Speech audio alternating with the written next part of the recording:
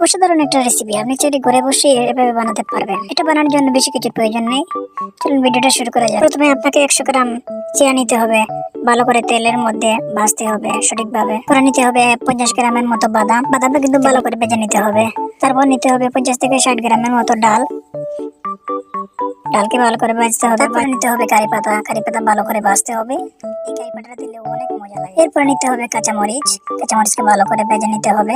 এরপর নিতে হবে কিশমিশ 70 থেকে 80 গ্রামের মতো, যাতে কিছু স্বাদ চলে আসে। তারপর নিতে হবে কাজু বাদাম 70 থেকে 80 গ্রামের মতো নিলে হবে। তারপরে দিতে হবে মটর, মটরটা কিন্তু ইউজ করার 2 ঘন্টা প্রথমে পানিতে ভিজিয়ে ভালো করে রাখতে হবে।